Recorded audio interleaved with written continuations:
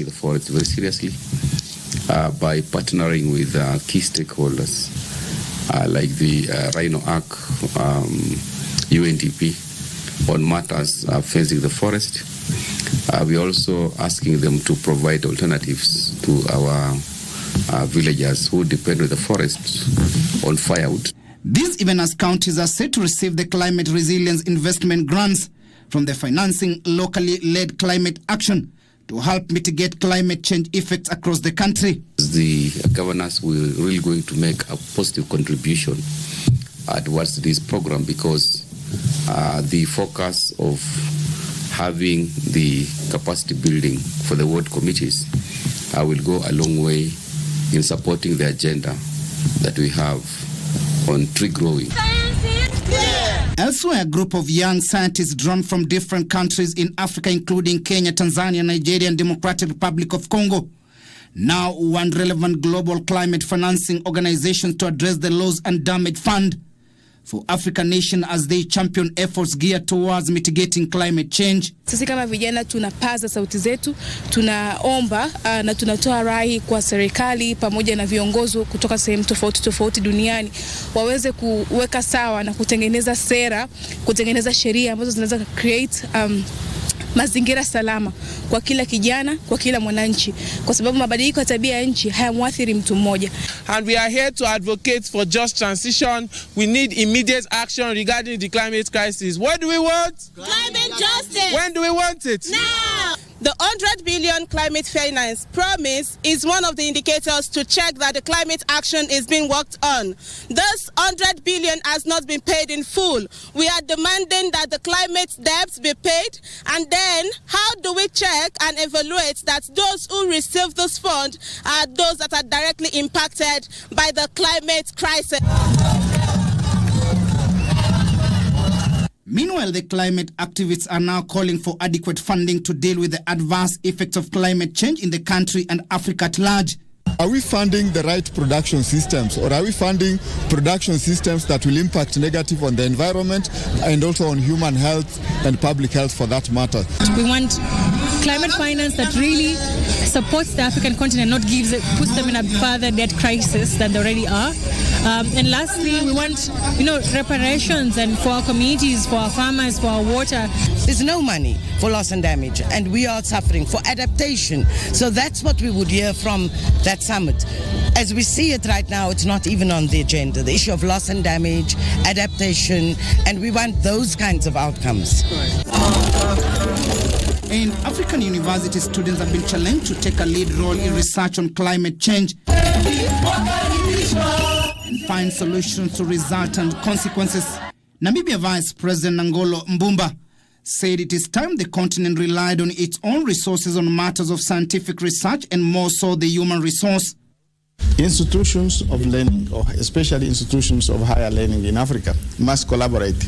We must exchange information, the good practices, knowledge, and we must train our youth to the best of their ability. We want them to become real scientists. Ndumba spoke during the signing of a memorandum of understanding between the International University of Management, Namibia, and Mount Kenya University, MKU, in Thika.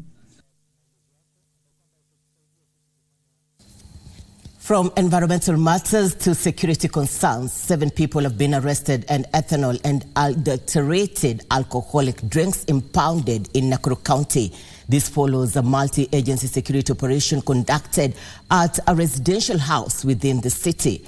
Led by Nakuru East Senior Deputy County Commissioner Were Simiu, the team comprising of the police officers from National Council Against Drug Abuse and Kenya Revenue Authority, as well as the Kenya Bureau of Standards, nabbed the proprietor of business and 6 workers. The consignment, which was intended to be supplied within Nakuru and neighboring counties, would have evaded taxes of up to 1.1 million shillings.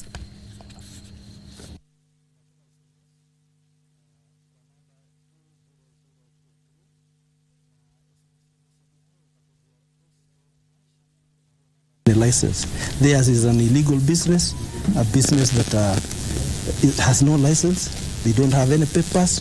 The hygienic levels used here are wanting, This is alcohol that is actually killing our people out there.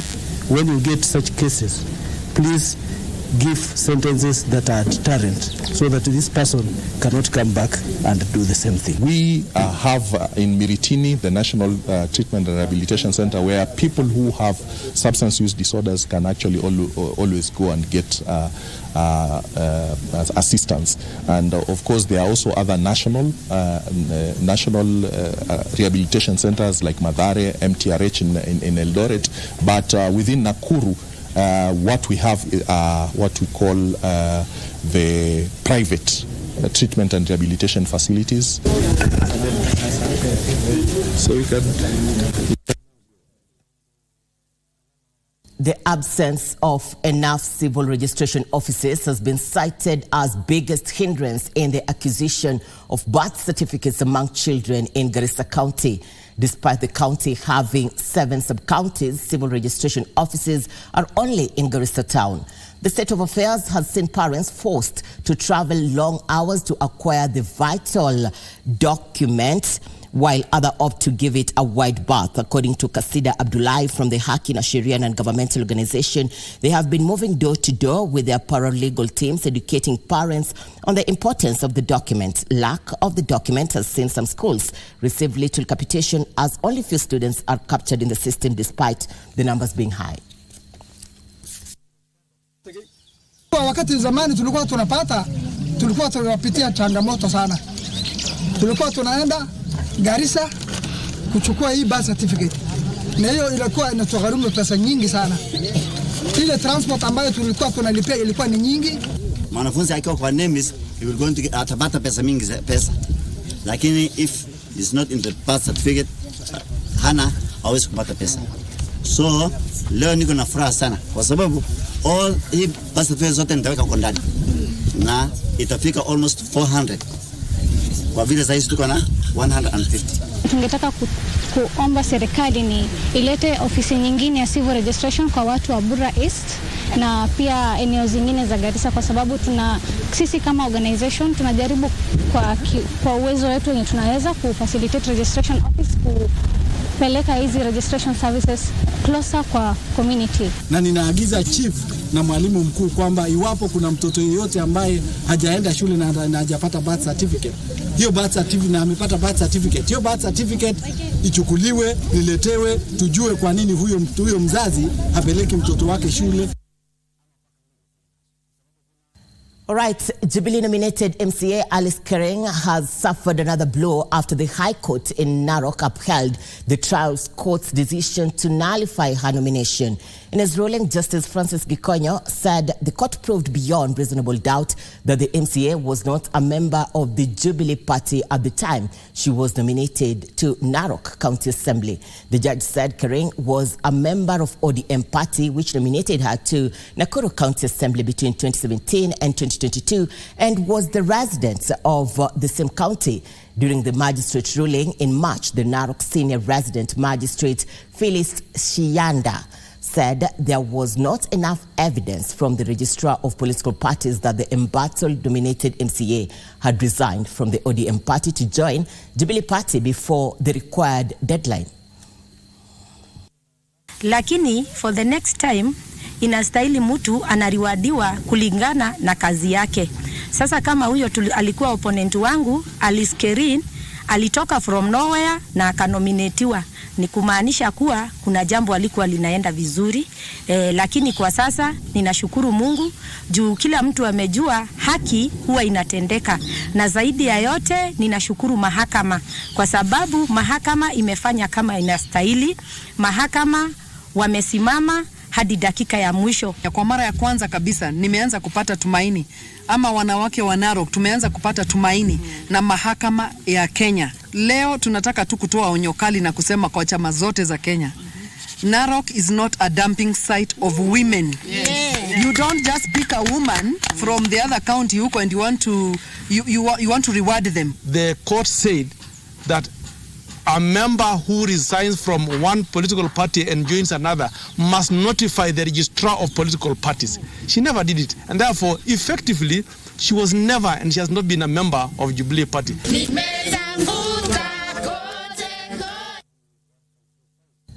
The Ministry of Education is facing criticism for the delayed delivery of sanitary towels to schools, which in turn has adversely affected the education of girls. Laikipia Member of Parliament Jane Kagiri, while expressing frustration, urged the ministry to take immediate action. Speaking at Ngaboro Primary School in Laikipia North during sanitary towel distribution exercise, Kagiri said that it would be wise if the ministry distributed the towels through the women members of Parliament's office across the country.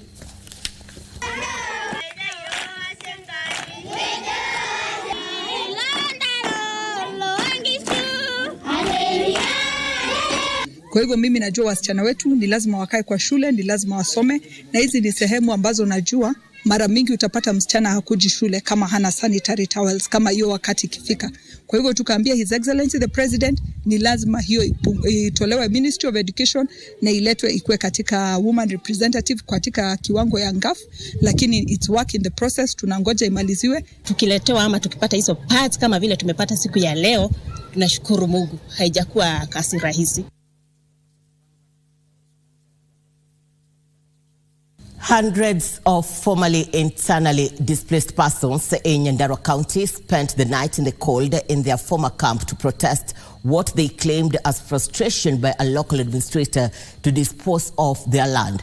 And as Timothy Kipruso now reports, the IDPs have vowed to spend countless nights in the cold until the government intervenes and bars the administrator from frustrating their efforts to sell the land, which they say rightfully belongs to them.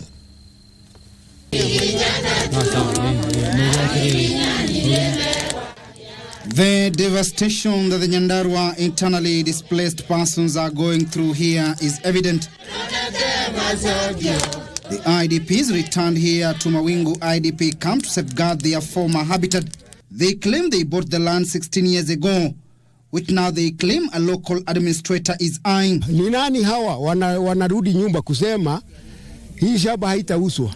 Saa hii tumeamua hata mbele ya serikali ati chama ni Karioki ndio atauzia sisi hii shamba. Elsewhere, residents of Jacaranda Estate in Embakasi, Nairobi took to the streets to protest over what they claim as persistent water shortage that has lasted for 3 months. Wakifika kwa ile main gate, maji inakuja. By the time gari yao ipige moto ifike pale nje ya gate, maji inaisha. Kwa hizi miezi mitatu tuna spend a lot of money kununua maji kwa vendors. Na tumeomba ya kutosha, sasa hatuombi, tuna demand. Meanwhile, residents of Kamulu, Drum Valley area protested a move by a private developer who they claim has begun construction on a 1.5 acre public utility land. So tunahitaji a government facility iwe erected hapa. Ili watoto wapate nini? Kama ni hospitali isaidie watu. Hatuna hospitali. Ile hospitali inajengwa hapa miaka mingi kutoka 2016. Haijaisha. In the meantime, members of the troubled Embakasi ranching land have urged the government to come to their aid and resolve the existing issues surrounding the company. Speaking during the burial of the 4th chairman of the Embakasi ranching land, James Njoroge, the members expressed their discomfort over what they termed as the mysterious death of former chairman. Tulichaguliwa 2019 na kutoka 2019 justice is delayed. Imefika wakati siku COVID ilikuja na ikaendelea, kesi zote zikakuwa zinahailishwa hapa na pale. And a family in Kiblabotwa sublocation in Longisa, Bomet East is crying for justice after the 32-year-old son was electrocuted as he tried to contain a crowd of onlookers who are closing into the live power lines. We are appealing to Kenya Power to come and assist the family, be it financially and any other assistance after even the burial of the guy who is no longer with us. A motor agency team in Machakos has destroyed 46 gambling machines and also confiscated 62 cartons of illicit brews, even as they cautioned the public on such drinks. These machines and the alcohol, the illicit alcohol, the second generation, we found it somewhere near the stage, Machakos stage. And this is where everybody comes.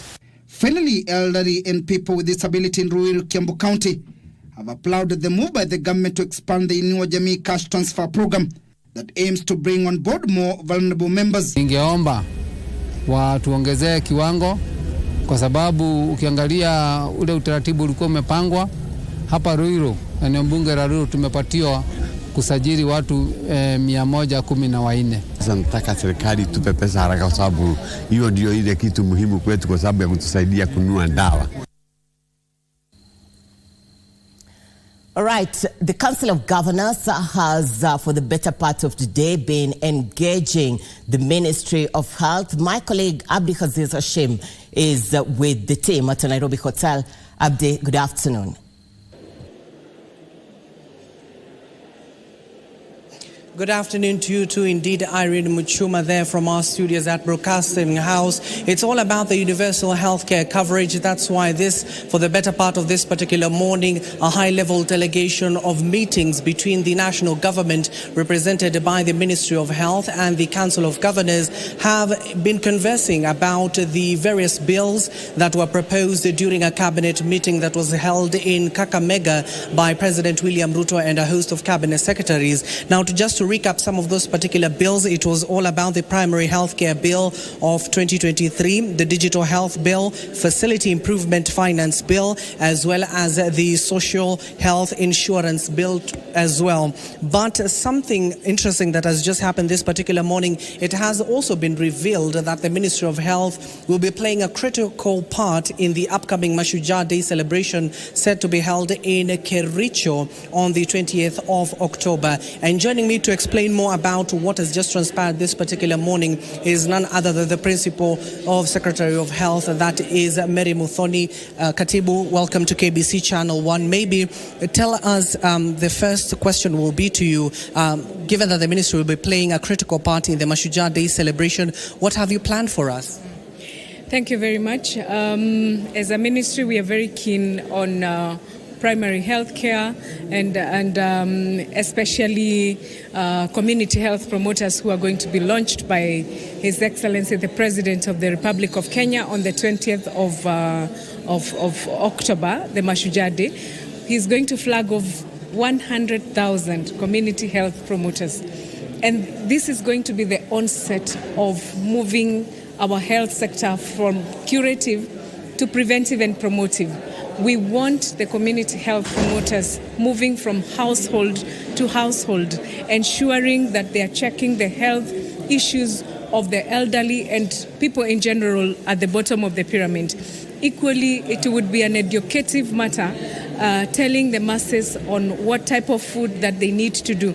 It is important to note that people live with small ailments that can be sorted at the bottom of the pyramid without necessarily going to hospital. And that is why we have the 100,000 community health promoters. They will walk around, they will take your BP, get to know whether you're well, your blood sugar, and any other common and minor ailments that are there in our communities. Not forgetting that the public health issues that come with waterborne and vector-borne diseases like cholera that we can prevent before they become a pandemic. Therefore, it is going to be a very good moment during Mashujaa Day, knowing very well that when we move from curative to preventive and promotive, it is the best way forward. And that is why even in one of the bills, we have the community health bill to basically just see how do we structure, how are we going to operate, because it's not an amorphous operation that we have started. It is an intergovernmental engagement between the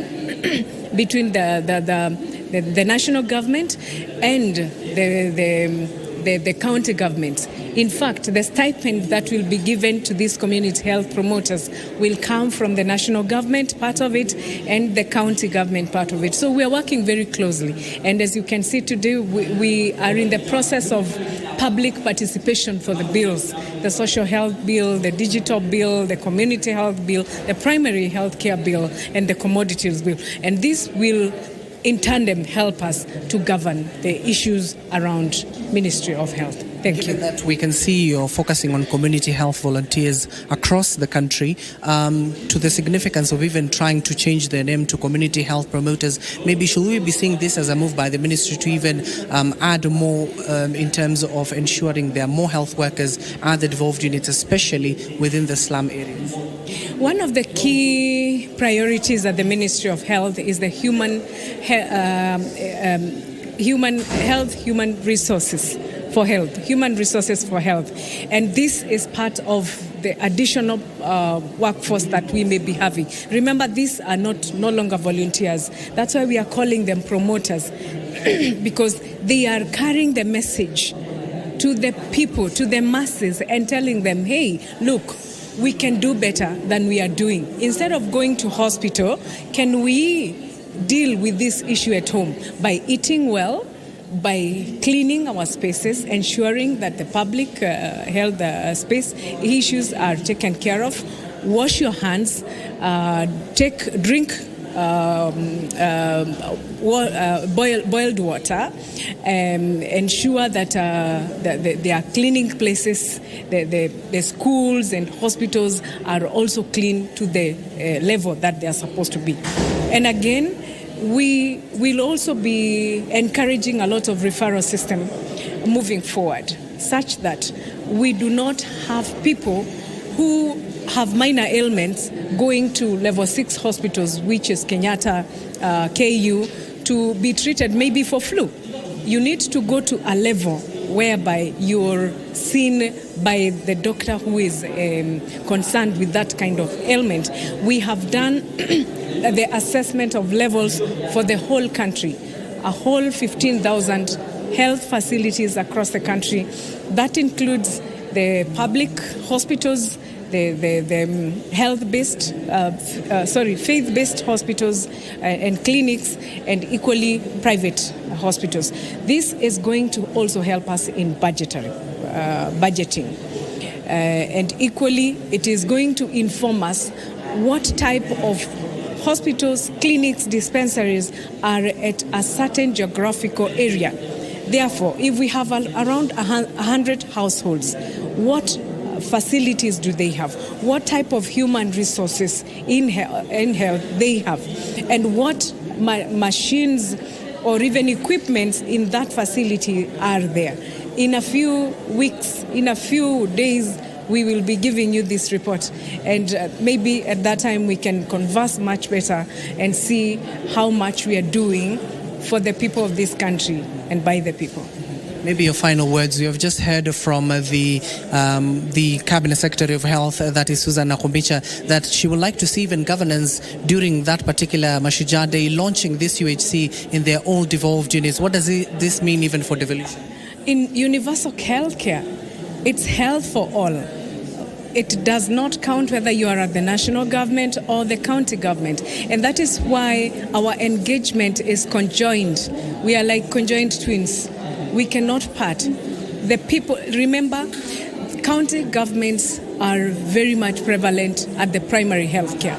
They are actually the implementers of what we are doing. We are at the policy level. Our work is to come up with the policies, and then we cascade them down to be implemented at the county level. The activities and the forums have to be done at the county level, the CECs, the directors. Therefore, we are happy to work with the county government, and I am enjoying this. Yes. Thank you so much. That is the Principal Secretary of Health, that is Mary Muthoni, just giving us an update of the meeting that they've just had with the Council of Governors. I'll be duly informing you in our subsequent bulletins at 7 p.m. and 9 p.m. For now, back to you, Irene Muchuma. Thank you, Abdi. Good to have you. Abdi Aziz Hashim reporting from a Nairobi hotel after the Council of Governors and the Ministry of Health had a consultative meeting on universal healthcare, improving the health services to the people. You are watching the Lunchtime News. We are taking our first commercial break. We'll be back with more. Stay with us.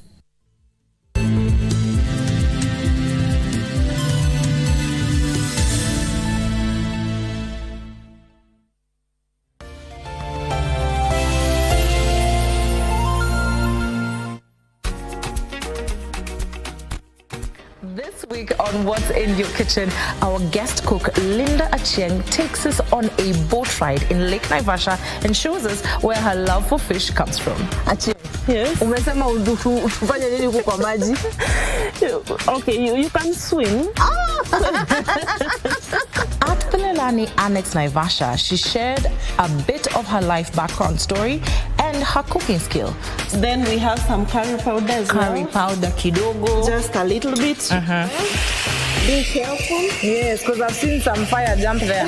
That is called flambeing. Flambeing. So tukiona moto tujue flambeing. Salivate this delicious meal on your screen while taking notes for the recipe.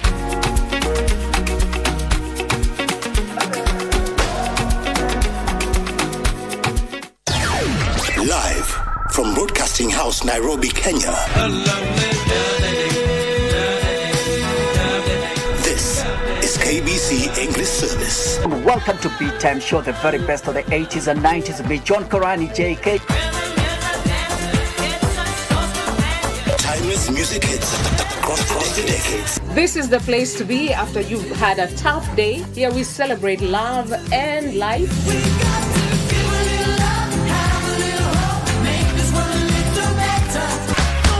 Just watch.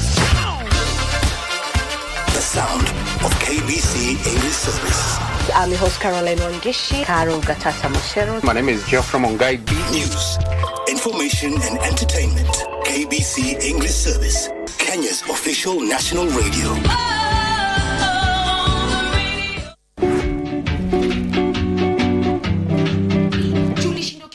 Mdadizi wangu unamtaka, nadanganya? Excuse me? Nataka nani? Mdadizi wangu. Huyo mzee tunaheshimiana, ni kama baba kwangu. Na wakati wewe nilikwambia uniletee chakula ile mimi nilikuwa nataka inaitwa Lasting Furnace Kevin Sant, ukakosa kuniletea hiyo chakula. Ati gani? Wewe kwani wewe waita? Nakuuliza hakuna, si ndio? So kielele ni ya nini umeleta hapa? Kielele. Unasikia msichana anaenda date na baba yake. This is for the first time. Wewe anamaanisha papa mkani. Wewe tulia. Sasa si unyamaze usikize. Na wewe mzee na mwili yako yote hii na akili yako unakutana na mtu kwa Facebook mara moja na unamwalika hapo ndio napata hatu kwa urahisi. Na umesema una nyumba sijui ngapi.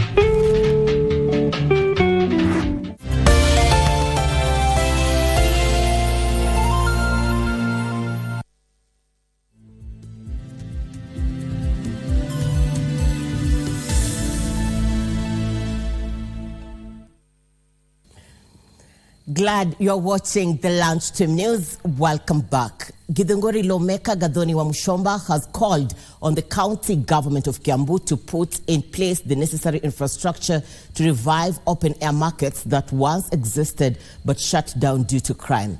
Speaking at Korea Shopping Center in Githunguri when she reopened the Korea market, Muchuma said farmers desperately needed the markets as part of their economic empowerment. The market was closed 20 years ago due to insecurity in the area. Farmers lauded the reopening of the market, saying it will boost their income.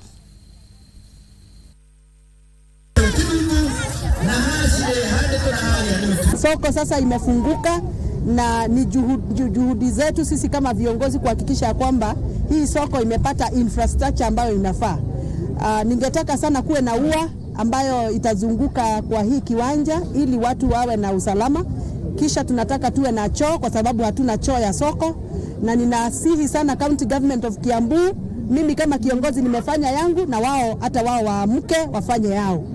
Naamini mambo makuu itatendeka sababu ukiona kila Mungu ametenda leo, hiyo siku zingine tutakuwa siku za kipekee. Tunaweza furahi sana tukiona tumejengewa hii soko yetu, tumewekewa barabara hata rami, tutakuwa tunafurahi sana.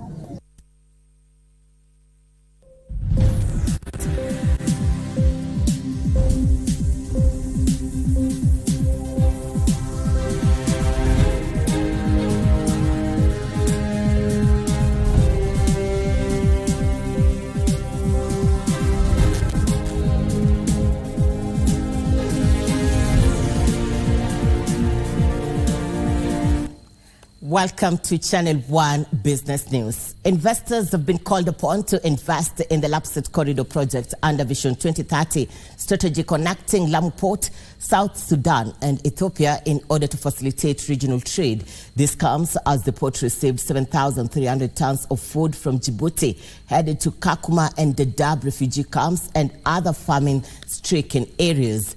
The port, which is also used for transshipment of cargo, has so far employed 100 locals to help in the offloading of ships, a figure which is expected to rise in the near future.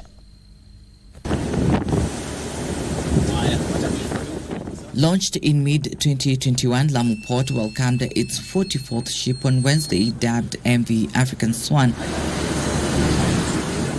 with 7,300 metric tons of relief food destined for Kakuma and Dadaab refugee camps and areas affected by drought in northern Kenya. The Lamu Port, South Sudan and Ethiopia Transport Corridor Manager Salim Bunu said the operationalization of the facility is an important step towards opening up the northern region. So mradi huu wa Lapsset, lengo kubwa ni kufungua nchi yote. Ndio county zote hizi zitakuwa zikiparticipate katika kucontribute to the growth of the GDP of this country.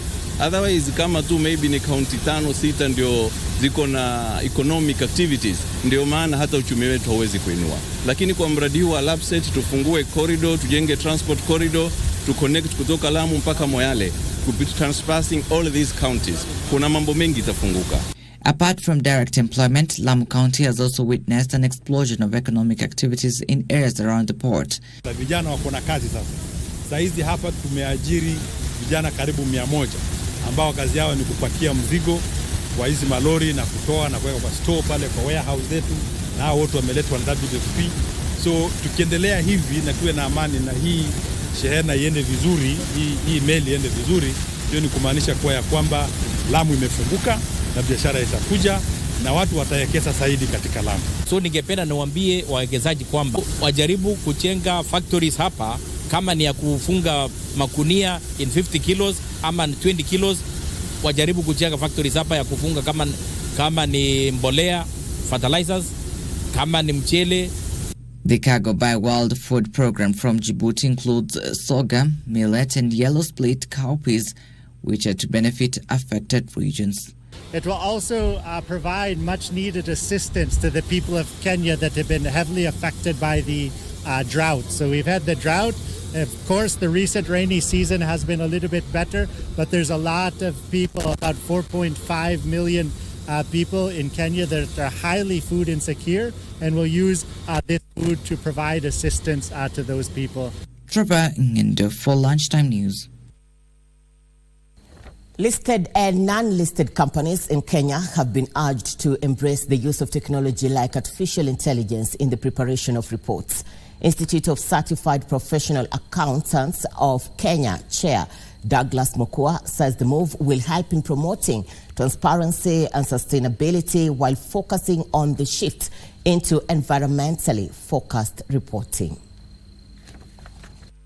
Kenya needs to initiate sustainability standards that will help to improve trust and confidence in company disclosures about sustainability to inform investment decisions. The Institute of Certified Professional Accountants of Kenya, ISPAC, says there's an urgent need to align with new trends to ensure that markets are comparable. ISPAC Chair George Muchuma says the launch of the sustainability standards will help address the challenge of non-standardized reporting on matters or environmental, social governance goals. SSB standards are designed to ensure that companies provide sustainability-related information alongside financial statements in the same reporting package. The standards have been developed to be used with any accounting requirements. They are also built on the concepts that underpin the IFRS accounting standards. Of the market, how ready it is. I think you all know that we already have a number of corporates in the country that are already producing and publishing sustainability reports in the market. What these standards do is actually create a proper structured way of providing these disclosures, particularly to potential investors. The standards will now require companies to make disclosures regarding any climate-related risks and opportunities that could impact their cash flows, access to finance, and cost of capital. The advantage of having these metrics or these risks and opportunities, climate-related and sustainability-related, is that you can begin to look at the business models and build resilience. The government has issued an ultimatum of a 30 days notice to Western Region land grabbers occupying public land to vacate or face forceful eviction.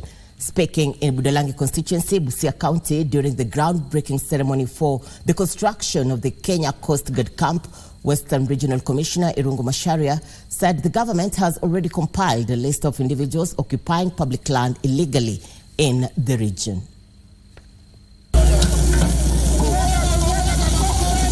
Land grabbers in the entire Western region have been notified to vacate the government land, which was meant for the construction of the Kenya Coast Guard camp project.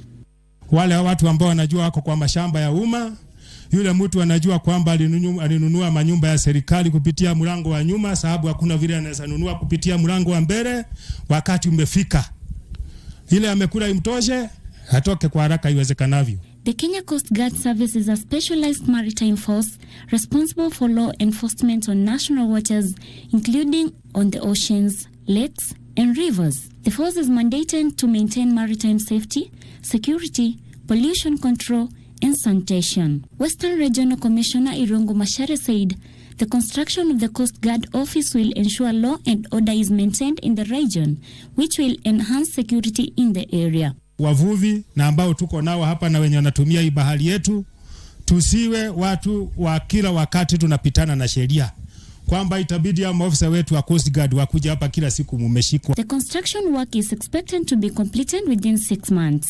Edna Murungi for Lunchtime News. And Mary Buckets, Systems Chief of Party Robert Modime, is urging the government to extend the subsidized fertilizer program to cover indigenous food crops, most of which are drought resilient. Here now is Benson Rioba with the details.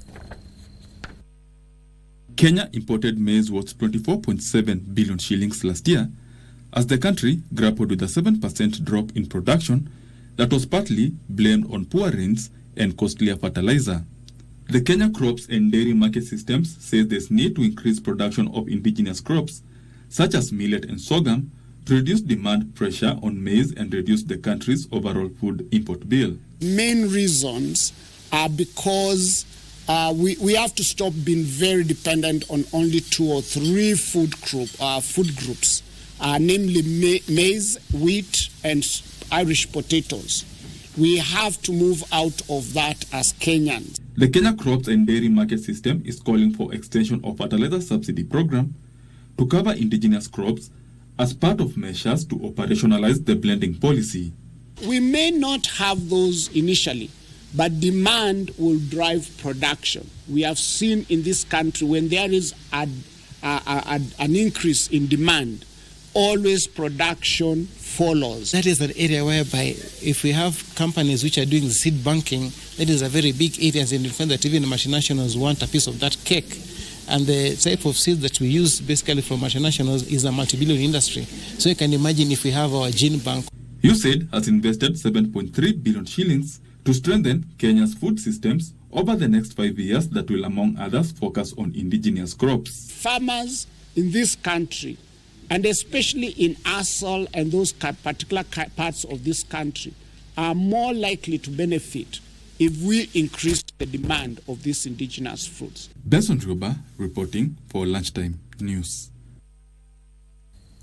A continental think tank on matters green energy, NZ Ijayo, is seeking foster partnerships and support towards growing investments in green energy solutions that provide a sustainable path towards greening Africa. Speaking on the sidelines of the Africa Climate Summit, NZ Ijayo Director Charles Wanguhu points out that Africa lags behind the globe when it comes to adoption of renewable energy, despite hosting immense green energy potential. Only 7% of Africa's renewable energy potential is currently being used. This is against 80% of the continent's population yet to be connected to a power grid. Enzi Ejayo has launched an initiative that seeks to foster energy transition policies and solutions that are inclusive, equitable, accountable, and contribute to socio-economic development in Africa.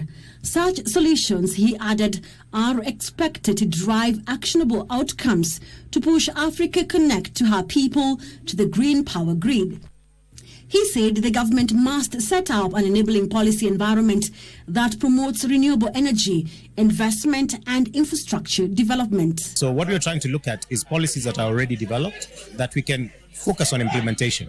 I think in a climate space, the challenge has been a lot of commitments which have not been followed up. And so every summit or every COP, there's another commitment. One of the things that has been discussed is how do we transition to net zero when we have these resources that have not been completely exploited, and that they are a major source of revenue for some of these African countries. Another issue that has been discussed is the issue of the youth in the transition. Meanwhile, Jomo Kenyatta International Airport, Moi, Kisumu, and Eldoret International Airports have earned the Level 2 reduction certification under Airports Council International World's Esteemed Airport Carbon Accreditation ACA program. The ACA program is a global carbon management program for airports, offers an impartial evaluation, measuring and rewarding airports for their carbon management efforts. It strives to enable the airport industry to effectively reduce its carbon footprint and to benefit from increased efficiency through lowered energy consumption. KAA Acting Managing Director Henry Ogoy said accreditation of Level 2 reduction is a testament to the authority's unwavering commitment to environmental responsibility, even as it explores additional ways to mitigate carbon emissions at the facilities. There are currently 10 accredited airports in 7 countries in Africa at Level 2 reduction, representing 20.6% of African air passenger traffic. All right, this is a big one. Laikipia is largely known for livestock rearing, but farmers have suffered huge losses due to climate change effects that have led to prolonged droughts in the area. Farmers in Chumvi and Makurian within the county are reaping big after shifting focus to crop farming following the completion of a water project implemented by the Laikipia County government.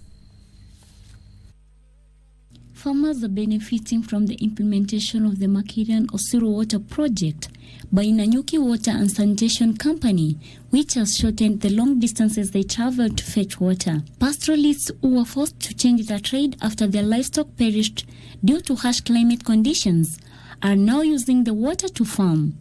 Kama inawezekana wazidi kutuongezea maji ingine, kwa sababu baada labda ya mwaka ingine 2 ama 3 zitakayokuja utaona chumvi tofauti. Tulikuwa tunaendea town inaitwa Timau 16 km kutoka hapa. Sasa tunashukuru hii boga tunaweza kupata kwa mashamba yetu. Initially, the 42 long piping of the water from Timau River to Kiwanja Ndege in Dodol, Laikipia North was intended to provide clean water to over 8,000 residents and animals, but now kitchen gardens are flourishing. Tunaomba serikali mahali imetufikisha waendeleze tu hiyo miradi yao na watusaidie maji tufikie nyumbani, kwa sababu kuna wale wataweza peleka, wako na nguvu ya kupeleka nyumbani, kuna wale hawana. Napenda kuomba sana serikali ijue hata sisi at least tunataka kubadilisha ile maisha kutoka ufukaji kuja ukulima. Waache kutushukulia kama watu ambao tunahitaji msaada yao, tusajiliwa, tuweke kwa hiyo program ya hiyo fertilizer ya bei ndogo. Cases of malnutrition have also gone down as children can now enjoy a balanced diet. Residents are now calling on the government to enroll them as beneficiaries of the subsidized fertilizers. From business news to sports, national soccer team Harambee Stars is set to face Qatar in the international friendly match set to be played this evening at the Al Janoub Stadium in Doha. This will be the first time the two sides are meeting. The game will be the fourth friendly match for Harambee Stars since World Soccer Governing Body FIFA lifted the international ban on Kenya in November last year. Currently, the home team is ranked 59th in the FIFA rankings, while the Stars are in position 105. Stars captain Michael Olunga, who plays for Al Dulhey in the Qatar Top League, says the game will push Stars players to the highest level as they face a competitive side. Against team kama hizi na more friendly like this, nadhani qualifier tutakuwa ready ku handle pressure zote, especially away na team yenye iko level ya juu ama level yetu, na tutatoboa sana tukiprepare poa na team kama hizi. I think itakuwa interesting to play back at home and also to give something to the fans, because imekuwa way too long since wakam grau kuwatch the national team play. Daniil Medvedev reached the US Open semi-finals after beating fellow Russian Andrei Rublev in 3 straight sets on Wednesday. Medvedev will face Carlos Alcaraz in the semi-finals after the defending champion beats Alexander Zverev by the same margin.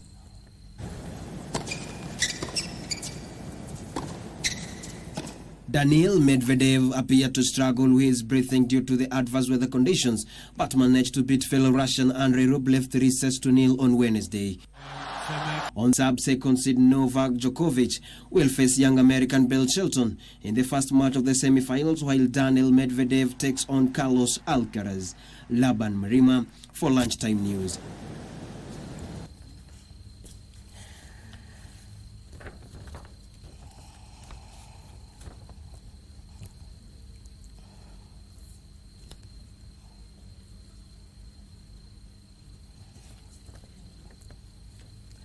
That is the latest from the newsroom, but for more items, do log on to www.kbc.co.ke. Thank you for your time. Thank you for your feedback on our social media platforms. My name is Irene Muchuma Udim. On sign language interpretation, we have Brian Muraru. Good afternoon and God bless you.